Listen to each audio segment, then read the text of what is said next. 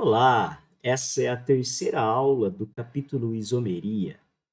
E aqui nós vamos conhecer o segundo caso de isomeria espacial, a isomeria ótica, que é aquela onde compostos que são assimétricos, ao serem percorridos por uma luz polarizada, realizam um desvio nessa luz, o que é chamado de atividade ótica.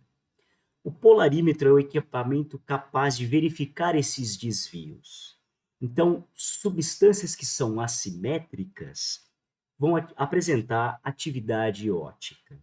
Serão dois compostos possíveis. Um composto chamado de destrógeno, que ao ser percorrido pela luz plano-polarizada, realiza um desvio para a direita.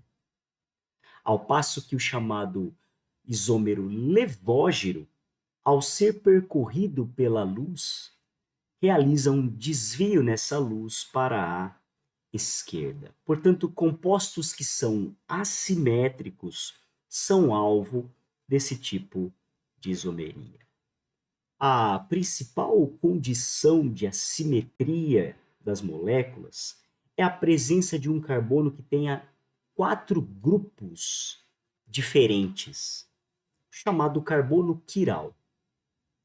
Quando há um carbono quiral, existem duas disposições espaciais para esses grupos. Acompanhe na tela o ácido lático.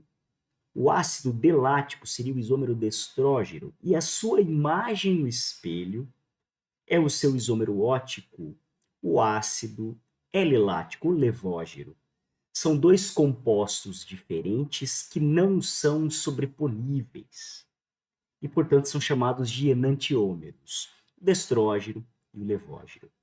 E quando estão misturados em quantidades equimolares, essa mistura não apresenta atividade ótica e é chamada de mistura racêmica.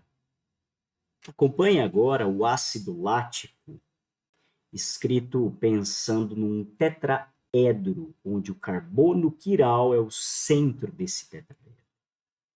A imagem no espelho dessa configuração não é sobreponível, evidenciando a presença então de dois compostos diferentes, onde é possível verificar essa diferença pelo desvio da luz plano-polarizada. Haverá uma substância que desvia para a direita, o destrógeno, e uma substância que desvia para a esquerda, sendo o polarímetro a única maneira capaz de verificar qual das substâncias é a destrógena, qual delas é a levógena. E para finalizar, vamos encontrar carbonos quirais em algumas substâncias. Acompanhe na tela o primeiro carbono quiral marcado com um asterisco. Ele apresenta 4 grupos. Importante destacar, são grupos e não os tipos de átomos a ele ligados. São 4 grupos diferentes. Há também um segundo carbono quiral nessa estrutura, que está sinalizado com um asterisco. Já na próxima substância, nós temos um único carbono quiral, marcado agora com o asterisco.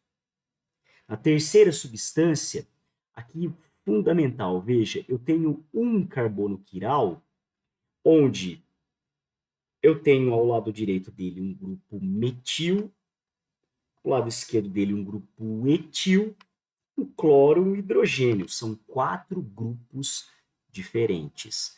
Mesmo que ele esteja ligado a carbonos, se esses carbonos forem de grupos diferentes, serão grupos diferentes.